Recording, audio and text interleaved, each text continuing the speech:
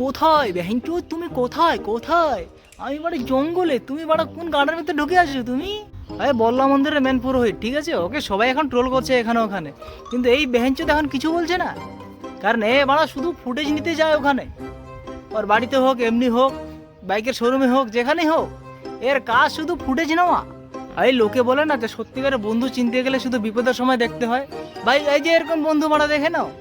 আর যত রকম ব্লগারের উৎপাত এই বেহেঞ্চোদের জন্য বেড়েছে। আমি বল 100 বারই কথা বলবো, আগে শুধু 1-2টা করে ভিডিও শুধু আসতো, মায়ের কেউ চরণ ছুটছে, কেউ আরতের ভিডিও দিচ্ছে, ঠিক আছে? কিন্তু এই বোকাচোদার জন্য এখন সব কিছু হচ্ছে। এখন মানে যাদের হাতের মোবাইল, ওরা বলছে স্যার আমরা কি ভিডিও বানাবো না ভিডিও, আমরাও ব্লগার হয়ে যাই। এই করে মন্দিরের ভিতরে ঢুকে এটা সেটা যেটা সেটা বল ভিডিও বানাচ্ছে, সব এই বোকাচোদার জন্য। আলা ফুটেজ নেওয়া ছেলে। এই তোর ভিডিও লোক দেখে ভালো কথা মানছি, তুই তো বলতে পারিস যে লোকটার মানুষ মাত্রায় ভুলবশত হতেই পারে, ঠিক আছে? কিন্তু না, এইসব কথা বলবে না, এর উল্টা দিকেও কথা বলবে না। কারণ ভাবছে আমার শালা ফলোয়ার এখন অনেক হয়ে গেছে, ঠিক আছে? আমি যদি বলি তো এক পন্থীকে হয়তো খারাপ লাগতে পারে, এক পন্থীকে হয়তো খারাপ না ভালো লাগতে পারে, ঠিক আছে? এখন যাদেরকে খারাপ লাগবে তারা যদি আনফলো করে দেয়, তাহলে আমার পড়তে মারা চলে গেল, একদিনে খাটনি মেহনত সব পানি হয়ে গেল আমার।